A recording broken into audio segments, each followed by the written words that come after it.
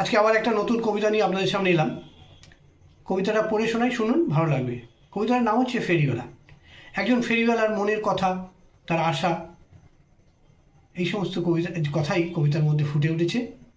তা শুনুন, হয়তো ভালো লাগবে। ফেরিওয়ালা, শিবশঙ্কর ভট্টাচার্য। পুতুল চাই গো, ভালো পুতুল, উচ্চস্বরে হাঁকে ফেরিওয়ালা। চঞ্চল হয়ে ওঠে শান্ত দুপুর, খোকার বায়না কান ঝালাপালা।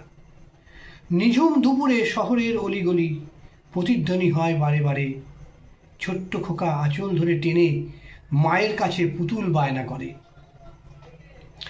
ছোট্ট মেয়ে দৌড়ে উঠে খাটে, জানলা দিয়ে মুখখানি বাড়ায়। আপ্রাণ চেষ্টা তার শুধুই পুতুলওয়ালা যদি দেখা যায়। উস্কে দেয় পুতুল বায়না, ফেরিওয়ালার আপন করা ডাক।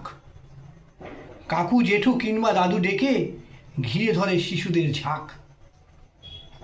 কিচির মিচির সবাই একসাথে, নেবার পালা পছন্দের যেমন যার।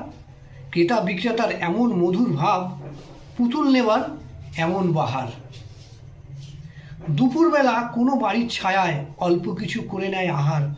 আধ ঘন্টা বিশ্রামের পর ধীরে ধীরে পালা বাড়ি ফেরার। হিসাব নিকাশ, লাভ ক্ষতি যেটুক, কান্না হাসির জীবন গড়া তাতেই। ভাবতে ভাবতে চলল বাড়ি ফিরে, পৌঁছাবে সে অনেক গভীর রাতে। জুড়িয়ে দেয় কষ্টের পাহাড়, ঘুমন্ত মেয়ের নিষ্পাপ সেই মুখ। স্ত্রীর এমন ভালোবাসা মাখা পরশ, ওদের কাছেই বাধা আছে সব সুখ।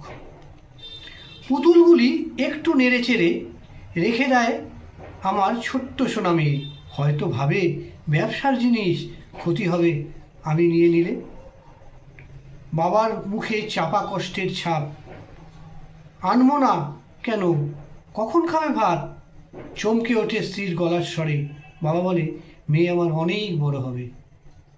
সুখে দুঃখে কাটে সংসার, স্বপ্ন আছে বুকের ভেতর। পৌঁছে যাবে একদিন আপন লক্ষ্যে, পেরিয়ে যাবে দুঃখের সাগর। নমস্কার, সবাই ভালো থাকবেন। আর আমার এই কবিতাটা সমস্ত কবিতা প্রিয় মানুষের কাছে পৌঁছে দিন, সবারই ভালো লাগবে। আজকে এই পর্যন্ত, ভালো থাকবেন।